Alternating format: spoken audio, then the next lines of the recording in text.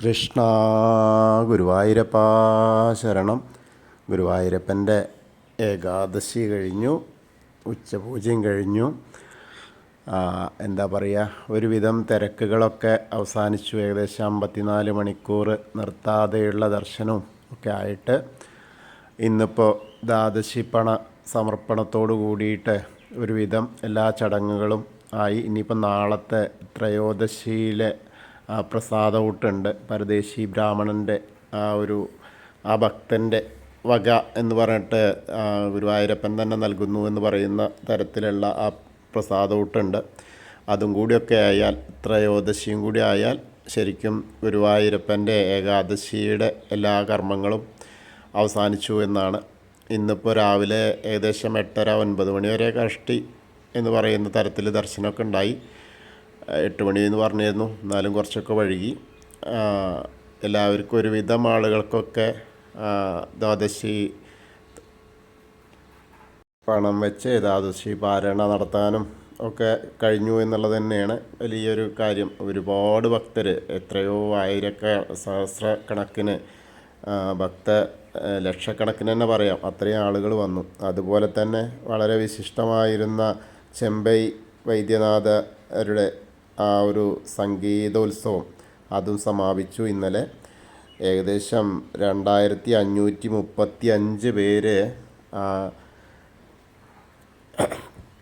മേൽപ്പത്തൂർ ഓഡിറ്റോറിയത്തിലിരുന്ന് സംഗീതാർച്ചന നടത്തി എന്ന് പറഞ്ഞാൽ ചില്ലറ കാര്യമല്ലല്ലോ, അതും ഭഗവാന്റെ മുന്നിൽ തന്നെ. അപ്പോൾ ആ ഒരു ബഹളം, അതായത് വളരെ സന്തോഷകരമായ ആ ഒരു അന്തരീക്ഷം ഉണ്ടായിരുന്നു. നമുക്ക് ബഹളം എന്ന് പറഞ്ഞാൽ, കാരണം സംഗീതമാണ്, അതിന് ബഹളം എന്ന് പറയാൻ പാടില്ല. എന്നാലും അത്രയ്ക്കും, കാരണം ഏത് നേരം കീർത്തനാലാപനങ്ങളെ കൊണ്ടിങ്ങനെ നിറഞ്ഞു കവിഞ്ഞിരുന്ന ഒരു അന്തരീക്ഷമായിരുന്നു. അപ്പോൾ അതിനൊരു പരിസമാപ്തിയായി. ഇനിയിപ്പോൾ ഇന്ന് രാവിലെ കുറച്ച് സമയം, അതായത് ഒരു 4 മണിക്ക് ശേഷം കൊടിമരത്തിൻ്റെ മുന്നിലൂടെ മാത്രമാണ്, നാലമ്പലത്തിലേക്ക് പ്രവേശനം ഉണ്ടായിരുന്നില്ല. അതൊക്കെ കഴിഞ്ഞു. ബാക്കി ഭഗവാന്റെ പൂജകളൊക്കെ യഥാവിധി നടന്നു. കാരണം ഭക്തരെ അകത്തേക്ക് കടത്തില്ല എന്ന്. കാരണം ഇന്നലെയും മിനിഞ്ഞാന്നൊക്കെ അങ്ങനെ ഉറങ്ങാതെ ഗുരുവായൂരപ്പൻ നമ്മളെ കാത്തിരിക്കുന്നതല്ലേ. അപ്പോൾ അവിടെയും കുറേ കാര്യങ്ങളൊക്കെ ഉണ്ടായിരുന്നു. അതൊക്കെ ഒന്ന് വൃത്തികേടായതും അതൊക്കെ നേരെയാക്കാനായിട്ടുള്ള ആ ഒരു സമയമായിരുന്നു. അതൊക്കെ കഴിഞ്ഞു. അങ്ങനെ അത് കഴിഞ്ഞ് നമ്മൾ നേരെ ഇന്നത്തെ ഉച്ചപൂജ കാണാൻ വേണ്ടി പോവുകയാണ്. അങ്ങനെ പോയിട്ട് നമ്മൾ കിഴക്കേ നടയിലുള്ള മഞ്ജുളാലിൻ്റെ അവിടെ വന്ന് മഞ്ജുളാലിനെ ഒന്ന് പ്രദക്ഷിണം ചെയ്ത് നേരെ നമുക്ക് വരാം. അങ്ങനെ അത്തിമര ഗണപതി ക്ഷേത്രത്തിലും വന്ന് ഗണേശനെ കണ്ട് തൊഴുത് വാതിൽപ്പടി അങ്ങോട്ട്, അതായത് ഗോപുരവാതിൽ കടന്ന് കൊടിമരത്തിൻ്റെ മുന്നിലുള്ള വലിയ ബലിക്കല്ല് കണ്ട് തൊഴാം. പിന്നീട് ഗണേശൻ്റെ, അതായത് ഗജരാജൻ കേശവൻ്റെ 2 കൊമ്പുകൾ കാണാം. അതിൻ്റെ നടുക്കുള്ള ലക്ഷ്മി ദേവീനെയും കണ്ട് വാതിൽപ്പടി കയറുമ്പോൾ ഇടതേ സൈഡിലുള്ള മേൽപ്പത്തൂരിൻ്റെ പീഠവും ആ വിളക്കൊക്കെ കിടാവിളക്കൊക്കെ കണ്ട് വലതേ സൈഡിലുള്ള ആദ്യത്തെ തൂണ് നോക്കിയിട്ട്, നരസിംഹാവതാരം കാണിച്ച തൂണ് നോക്കി തൊഴുത് നമ്മൾ നേരെ ഭഗവാന്റെ ശ്രീലകത്തേക്ക് ഇങ്ങനെ നോക്കുകയാണ്. ശ്രീലകത്തേക്ക് ഇങ്ങനെ നോക്കുമ്പോൾ വളരെ മനോഹരമായിട്ടുള്ള കാഴ്ച. അങ്ങനെ കാൽപാദങ്ങൾ കാണുന്നു, കാൽത്തളകൾ അണിഞ്ഞിട്ടുണ്ട്. ഒരു ചെറിയ ഉണ്ണിയാട്ടോ, അങ്ങനെ പട്ടുകോണ കൊടുത്തിട്ടുണ്ട്. അരയിൽ അരമണി ചാർത്തിയിട്ടുണ്ട്. കിങ്ങിണി ഇങ്ങനെ ഞാന്ന് കിടക്കുന്നു. പിന്നെ അങ്ങനെ കഴുത്തിൽ ഒരു വളയം പോലത്തെ മാല, ഒരു മുല്ലമുട്ടുമാല, അതേപോലെ ഗോപീതിലകം വെച്ചിട്ടുണ്ട്. മുഖത്ത് നല്ല പുഞ്ചിരിച്ച മുഖത്തോട് കൂടിയിട്ട് തന്നെയാണ്. അതേപോലെ കാലിങ്ങനെ ഒന്നിങ്ങനെ പിണച്ച് വെച്ചുകൊണ്ട്, അതേപോലെ 2 കൈവളകൾ കാണാണ്ട് 2 കൈ കൊണ്ടും കൂടി ആ പൊന്നോടക്കുഴലിങ്ങനെ ചുണ്ടോട് അടുപ്പിച്ച് വേണുഗാനം പൊഴിക്കുന്ന ആ ഒരു കാഴ്ചയാണ് കാണുന്നത് കേട്ടോ. അങ്ങനെ നല്ല മുഖം, നല്ല രസമായിട്ടുള്ള ചെറിയ ഉണ്ണിയാണ്. അങ്ങനെ നല്ല രസമായിട്ടുള്ള തോൾവളകളും കാണാണ്ട്, അതേപോലെ പൊന്നിൻ്റെ കിരീടം അണിഞ്ഞിട്ടുണ്ട്. അങ്ങനെ മുരളീധര സ്വരൂപത്തിലാണ്. അതേപോലെ തിരുമുടിമാലകൾ ചാർത്തിയിട്ടുണ്ട്. 2 തിരുമുടിമാലകൾ, തുളസിയും തെച്ചിയും വെളുത്ത പൂവായിട്ടുള്ളത് തന്നെ അതേപോലെ തന്നെയാണ്. പിന്നെ ഉണ്ടമാലകളുണ്ട്. അതെന്താ വെച്ചാൽ വെളുത്ത പൂവുണ്ട്, തുളസിയുണ്ട്, അതേപോലെ വെളുത്ത പൂവും തുളസിയും തെച്ചിയും. അങ്ങനെ നല്ല രസമായിട്ടുള്ള അലങ്കാരം. എന്താ വെച്ചാൽ ശാന്തമായ അന്തരീക്ഷവും, വളരെ ഭക്തജന തിരക്കൊന്നുമില്ല. അപ്പോൾ നല്ല ശാന്തമായ അന്തരീക്ഷമാണ്. അപ്പോൾ എല്ലാവരും നമുക്കിത് കേൾക്കാം. അങ്ങനെ കാണാൻ പറ്റുന്ന ഒരവസ്ഥ. എന്തായാലും നമ്മളെല്ലാവരും ആ ഗുരുവായൂരപ്പൻ്റെ ശ്രീലകത്തേക്ക് നോക്കിയിട്ട് സോപാനപ്പടിയിൽ നിന്ന് തൊഴുകയാണെന്ന് ഇങ്ങനെ മനസ്സുകൊണ്ട് വിചാരിച്ചോളൂ. എല്ലാവരും പ്രാർത്ഥിച്ചോളൂ ഗുരുവായൂരപ്പനെ. ഇന്നലെ ഇപ്പോൾ ഗുരുവായൂരപ്പൻ തന്നെയായിരുന്നു, മഹാവിഷ്ണു ആയിരുന്നു. ഇന്ന് പൊന്നോടക്കുഴൽ പിടിച്ച മുരളീധര സ്വരൂപത്തിലുള്ള ദർശനം നൽകുകയാണ് നമുക്ക് വേണ്ടിയിട്ട്. ഇന്നിപ്പോൾ ഇനി പൊതുദർശനം 3:30-ക്ക് ശേഷം കേട്ടോ. അപ്പോൾ ഒരു 4-4:30 ആവും. ശിവേലിയൊക്കെ കഴിഞ്ഞിട്ട് എത്തുമ്പോഴേക്ക് സമയമാവും. എന്നാലും നമുക്ക് തൊഴുത് വരാം. അങ്ങനെ അവിടുന്ന് ഭഗവാന്റെ ആ മുരളീധര സ്വരൂപം കണ്ട് തൊഴുത് നമ്മൾ നേരെ സോപാനപ്പടിയിൽ നിന്ന് ഇറങ്ങി അഗ്നികോണിലുള്ള ബലിക്കൽ നോക്കി തൊഴാം. അതേപോലെ തെടപ്പള്ളി നോക്കി തൊഴുത് ആലിനെ കണ്ണനെയൊക്കെ കണ്ട് തൊഴുത് നേരെ സപ്തമാതാക്കളെ കണ്ടു തൊഴാം. പിന്നീട് ഗണേശൻ്റെ അടുത്ത് വരിക. ഗണേശൻ ഇങ്ങനെ ചന്ദനച്ചാർത്താവണു, കിരീടമൊക്കെ വെച്ചിട്ടുണ്ട്. അപ്പോൾ ഗണേശനെ പ്രാർത്ഥിക്കാം. ഏകദന്തം മഹാകായം തപ്തകാഞ്ചന സന്നിഭം ലംബോദരം വിശാലാക്ഷം വന്ദേഹം ഗണനായകം.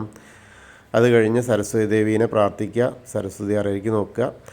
സരസ്വതി നമസ്തുഭ്യം വരദേ കാമരൂപിണി വിദ്യാരംഭം കരിഷ്യാമി സിദ്ധിർഭവതു മേ സദാ. അങ്ങനെ അവിടുന്ന് ഇങ്ങനെ പോന്ന് നമ്മൾ ആ കോർണറിലെത്തിയാൽ ചെറിയ ഗണേശനെ കണ്ട് തൊട്ട് തൊലവിടാം. മത്സ്യം, കൂർമ്മം, വരാഹം, നരസിംഹം വരെയുള്ള രൂപങ്ങളൊക്കെ കണ്ട് തൊഴുത് മേൽശാന്തിര അവിടുന്ന് അർച്ചന പ്രസാദമൊക്കെ വാങ്ങി നേരെ ആ വാമൻ രൂപവും ഗജേന്ദ്രമോക്ഷത്തിൻ്റെ രൂപമൊക്കെ കണ്ട് ഗരുഡാരൂഢനായിരിക്കുന്ന മഹാവിഷ്ണുവിനെയും അനന്തശായിയായ അനന്തപത്മനാഭനെയൊക്കെ കണ്ട് തൊഴുത് നമ്മൾ നേരെ ശ്രീകോവിലിൻ്റെ പുറകുവശത്ത് വന്ന് സാഷ്ടാംഗം നമസ്കരിക്കുക. നമസ്കാരമൊക്കെ കഴിഞ്ഞ് മുകളിലുള്ള നരസിംഹ രൂപിയെ കണ്ടു തൊഴാം. പിന്നെ അത് കഴിഞ്ഞ് ബാക്കിയുള്ള ദശാവതാര വിഗ്രഹങ്ങളൊക്കെ കണ്ട് തൊഴുത് ശ്രീകൃഷ്ണനും മുരുകനെയും ഒക്കെ കണ്ട് ഹനുമാൻ സ്വാമിയുടെ അടുത്ത് വരിക. ഹനുമാൻ സ്വാമിയുടെ അടുത്ത് നിന്ന് ഒരു തുളസിമാല മാത്രം ആട്ടുന്നത്. അപ്പോൾ ഹനുമാൻ സ്വാമി പ്രാർത്ഥിക്കുക കേട്ടോ.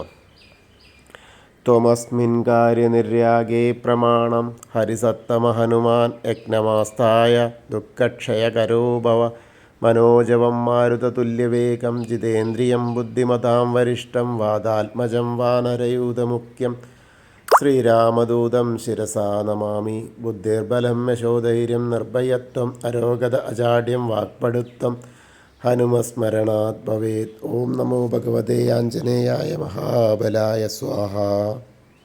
പിന്നീട് അങ്ങനെ രാധാകൃഷ്ണ വിഗ്രഹവും കാളിയമർദ്ദന രൂപവും വെണ്ണക്കണ്ണനൊക്കെ കണ്ട് തൊഴുത് ഓവിൻ്റെ അവിടെ വന്ന് പ്രാർത്ഥിക്കാം. അതിനുശേഷം താമരക്കണ്ണനെ, കൽപ്പകവൃക്ഷത്തിൻ്റെ ചുവട്ടിലിരിക്കുന്ന താമരക്കണ്ണനെ കണ്ട് തൊഴുത് നമ്മൾ കിഴക്ക് വശത്തേക്ക് മുകളിലേക്ക് നോക്കിയാൽ കൊടിമരം കണ്ട് തൊഴാം. അതും കണ്ട് തൊഴുത് നേരെ മണിക്കിണറും നൃത്താരെയൊക്കെ കണ്ട് തൊഴുത് കുറൂരമ്മയും നാരദരും അതേപോലെ മേൽപ്പത്തൂരിനെയും വസുദേവരെയൊക്കെ കണ്ട് തൊഴുത് ഇങ്ങനെ വടക്കേ നടയിൽ കൂടെ പുറത്ത് വന്ന് പ്രസാദ കൗണ്ടറിൻ്റെ അവിടെ നിന്ന് ചന്ദനവും തീർത്തൊക്കെ വാങ്ങി നേരെ നമ്മൾ ഇന്നിപ്പോൾ തീർത്തൊന്നും അവിടെ നിന്ന് കിട്ടാനില്ല കേട്ടോ. അങ്ങനെ അവിടുന്ന് നമ്മൾ നേരെ ഭഗവതി നടയിലേക്ക് വരിക. അങ്ങനെ ഭഗവതി നടയിൽ വരുമ്പോഴോ ഭഗവതി നടയിൽ ഇങ്ങനെ ചന്ദനച്ചാർത്താവുന്നേ ഉള്ളൂ. അങ്ങനെ നമ്മൾ കാണുന്നു. ഭഗവതിയെ പ്രാർത്ഥിക്കാം. എല്ലാവരും കൂടെ പ്രാർത്ഥിച്ചോളൂ. സർവമംഗളമാംഗല്യേ ശിവേ സർവാർത്ഥസാധികേ ശരണ്യേ ത്രയംബകേ ഗൗരി നാരായണി നമസ്തുതേ. അങ്ങനെ അമ്മയെ കണ്ട് തൊഴുത് ആ കോർണറിലെത്തിയാൽ മമ്മിയൂരപ്പനെ പ്രാർത്ഥിക്കുക. നമശിവായ നമശിവായ നമശിവായ എന്നുള്ള പഞ്ചാക്ഷരി മന്ത്രം ജപിച്ച് മമ്മിയൂരപ്പനെ മനസ്സിൽ വിചാരിച്ച് പ്രാർത്ഥിക്കുക. അപ്പോൾ നമ്മൾ മമ്മിയൂർ പോയി ദർശനം കിട്ടിയ പോലെയോ. അതിനുശേഷം നമ്മൾ നേരെ കൊടിമരത്തിൻ്റെ അവിടെ വന്ന് വീണ്ടും ഒരിക്കൽ കൂടി കണ്ടു തൊഴാം. അത് കഴിഞ്ഞ് കൂത്തമ്പലത്തിലും അതേപോലെ അയ്യപ്പസ്വാമിയുടെ അവിടെയും ഒക്കെ വന്ന് അയ്യപ്പസ്വാമിയെ കണ്ട് പ്രാർത്ഥിക്കാം. അയ്യപ്പസ്വാമിക്കും കിരീടം വെച്ചിട്ടുണ്ടെന്നേ ഉള്ളൂ, ബാക്കി ഇങ്ങനെ ആയി വരുന്നേ ഉള്ളൂ. അയ്യപ്പസ്വാമിയെ പ്രാർത്ഥിക്കാം. ഭൂതനാഥ സദാനന്ദ സർവഭൂതദയാപര രക്ഷ രക്ഷ മഹാബാഹു ശാസ്തേ സ്തുഭ്യം നമോ നമ. അങ്ങനെ അവിടെ തൊഴുത് വന്ന് നേരെ നമ്മൾ പടിഞ്ഞാറ് നടയിലുള്ള ദീപസ്തംഭത്തിൻ്റെ മുകളിലുള്ള വേണുഗോപാലിനെയും അതേപോലെ കൊടിമരത്തിൻ്റെ മുകളിലുള്ള ഗരുഡധ്വജനെയൊക്കെ കണ്ട് തൊഴുത് പടിഞ്ഞാറ് നടയിൽ കൂടെ പുറത്ത് വന്ന രുദ്രതീർത്ഥ കുളത്തെ ഒന്ന് പ്രദക്ഷിണം ചെയ്യാം. ആ പ്രദക്ഷിണം ചെയ്യുമ്പോൾ നടുക്കുള്ള കാളിയമർദ്ദന രൂപിയെ കാണാം. പിന്നെ ഇന്നിപ്പോൾ ത്രയോദശിയുടെ ദ്വാദശിയുടെ ആ പ്രസാദ കൂട്ടൊക്കെ ആയിരുന്നു. അതൊക്കെ അങ്ങനെ കഴിഞ്ഞുകൊണ്ടിരിക്കുന്നു. അതൊക്കെ കണ്ട് അങ്ങനെ നമ്മൾ നാരായണാലയത്തിൽ വന്നിട്ട് പൂന്താനം തിരുമേനിയുടെ പൂജിച്ച വിഗ്രഹം കണ്ട് തൊഴുത് പിന്നെ വീണ്ടും നമ്മൾ ഭഗവതി നടയിലും വലിയ ദീപസ്തംഭത്തിൻ്റെ അവിടെ വന്നിട്ട് ഭഗവാന്റെ ശ്രീലകത്തേക്ക് ഒന്നുകൂടി നോക്കിയിട്ട് ആ മുരളീധര സ്വരൂപത്തെ ഒന്ന് കണ്ടു തൊഴാം. പിന്നീട് തെക്കേ നടയിൽ വന്ന് കൂവളത്തെ ഒന്ന് പ്രദക്ഷിണം ചെയ്യുക. പ്രദക്ഷിണം ചെയ്യുമ്പോൾ മഹാദേവനെയും പാർവതീ ദേവീനെയും മനസ്സിൽ വിചാരിക്കുക. അപ്പോൾ അവരുടെയും അനുഗ്രഹം കിട്ടും. അപ്പോൾ നമ്മൾ ഇന്നത്തെയും ഗുരുവായൂരപ്പൻ്റെ ഉച്ചപൂജയും കളഭാലങ്കാരമൊക്കെ കണ്ടു തൊഴുതു. എല്ലാവർക്കും ഗുരുവായൂരപ്പൻ്റെ അനുഗ്രഹം ലഭിക്കും. കൃഷ്ണായ വാസുദേവായ ഹരയേ പരമാത്മനെ പ്രണതക്ലേശനാശായ ഗോവിന്ദായ നമോ നമഃ. ഹരേ കൃഷ്ണ. ഗുരുവായൂരപ്പാ ശരണം.